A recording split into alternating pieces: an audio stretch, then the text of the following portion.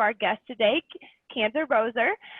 She has tons of experience in the space, over 25 years in procurement, and I'm so excited to introduce you all to her. So Canda, thank you so much for joining. Well, thanks so much, Katie. I'm really glad to be on the show today.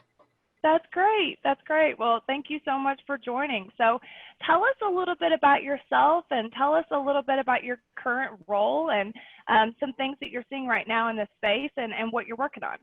Okay, well, thanks. So I'm a former chief procurement officer at actually several global companies. Most recently at NTT Security, spent some time in the financial services and payment space. I'm currently the president of Collabra Consulting, doing consulting engagements for strategic sourcing, procurement transformation. So a little bit of a switch from being on the strictly practitioner side.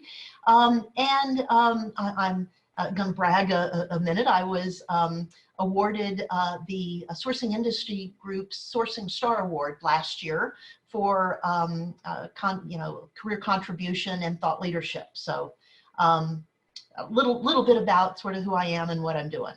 Yeah, well, congratulations on that. I know SIG is an amazing community, and I'm not surprised that they picked you. That's so cool.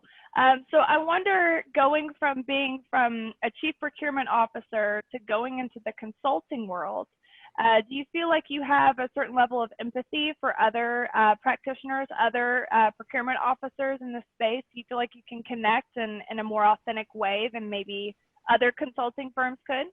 I absolutely think that I can. Over the years, I've engaged a lot of consultants, as a CPO.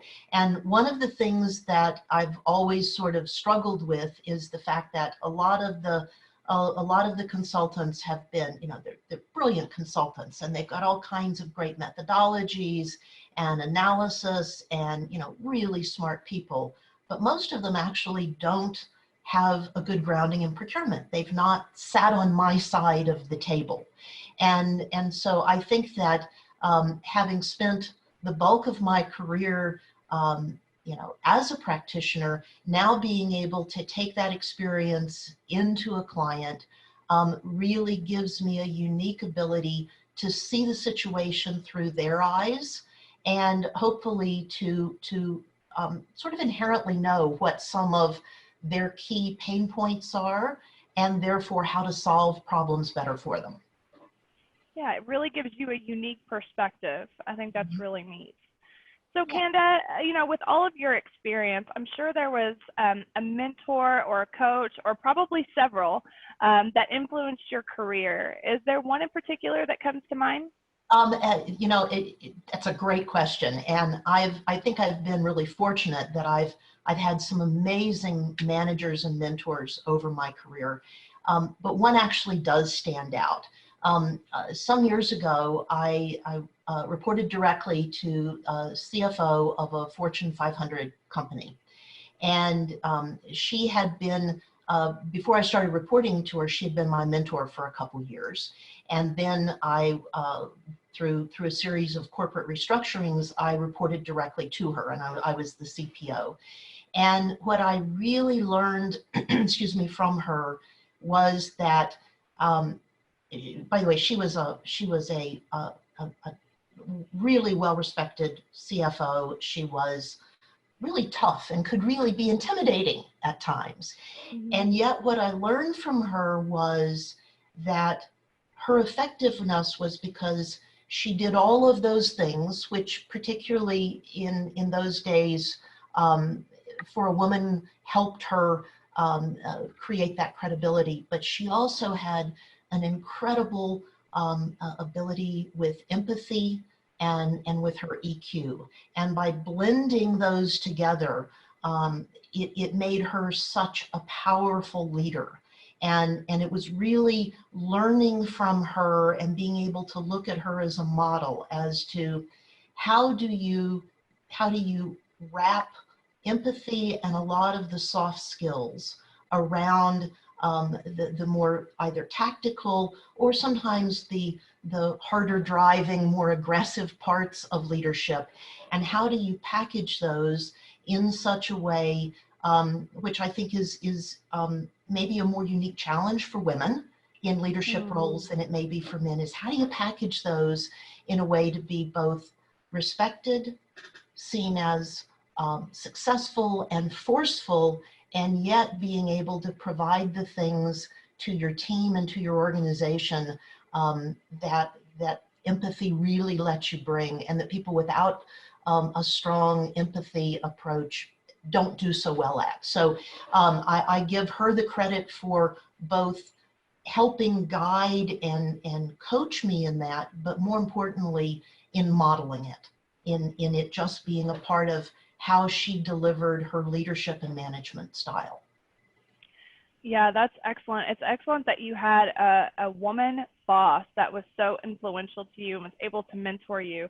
That's such a hard line for women to toe, is, you know, the line of being tough and being empathetic, and you know, demanding the room and demanding the attention, but also having that empathy to really be there for everyone that you're leading and mentoring.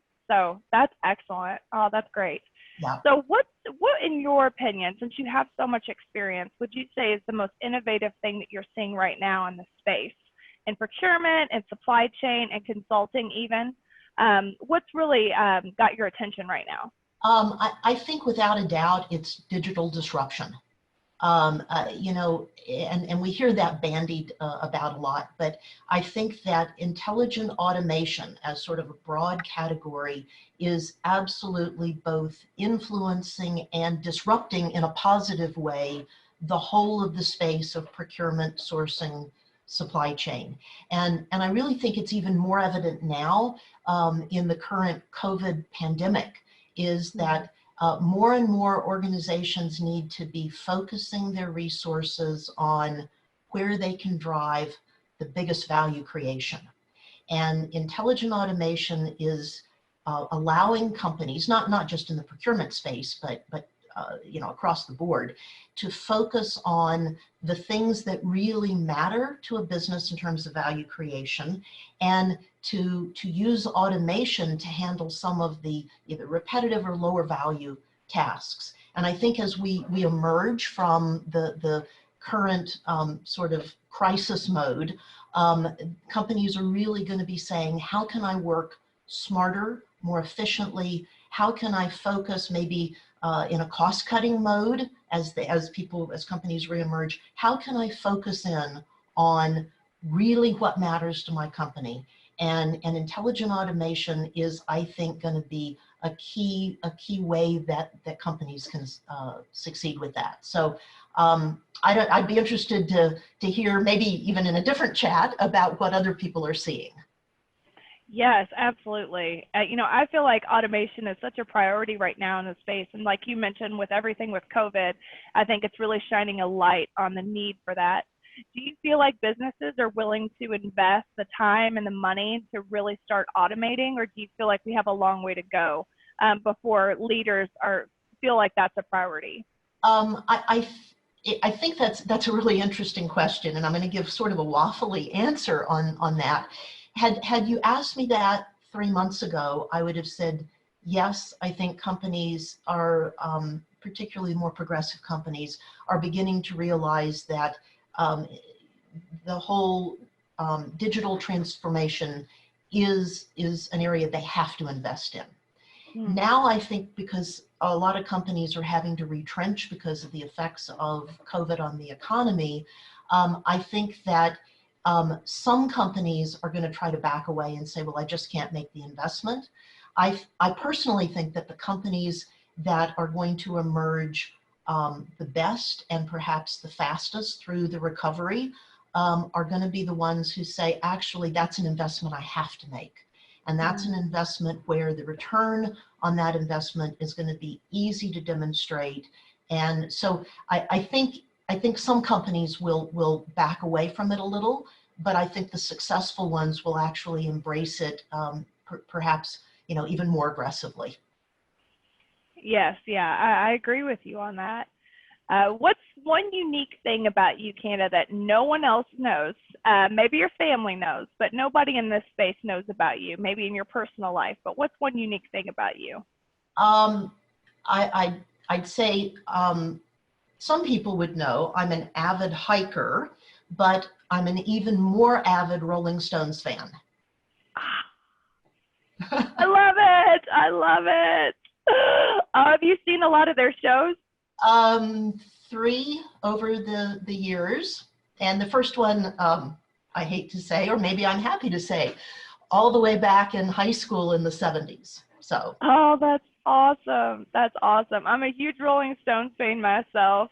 Oh, that's great. Actually, the night before I got married, we went and saw the Rolling Stones, and Alice Cooper opened up with the snake around his neck and everything. oh, how Yeah, cool! I share that with you. They're awesome. Mick has my heart. Mine too. Oh, that's great. Yeah, it's funny. I wouldn't have never thought that you'd be a big Rolling Stones fan. That's great. So, what's one thing that really helped you crawl up the ranks, and what advice would you give to others who seek to have the success that you've seen within procurement?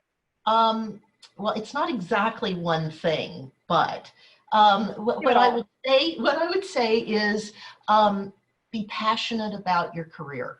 If you're not passionate about it, it's probably not the right career that you should be in. So be passionate about it, um, but also keep balance in your life. And don't forget that. And then the last thing that I would say, and I would say this just in general, not just about your career, is always remember that your reputation both precedes and follows you. And that's sort of my guiding principle for kind of how to lead life, and definitely for my career. Wow. Yeah, that's great advice because that's something that is so valuable to so many people, especially with social media and everything growing, with the internet, everybody puts everything out there, but to Yeah, really think about your career and know whatever you're putting out there is going to precede you and follow you. That's great advice. yeah, yeah.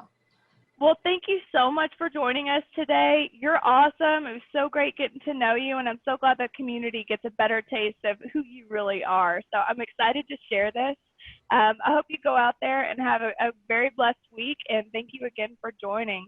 Okay, well, thanks, Katie. It was first off, thanks for having me on and letting me share some thoughts. And I'm looking forward to being able to follow all your great podcasts in the future. Thank you so much, Canda. We'll talk soon. Okay, Thanks, thanks. everyone, for joining. Take care.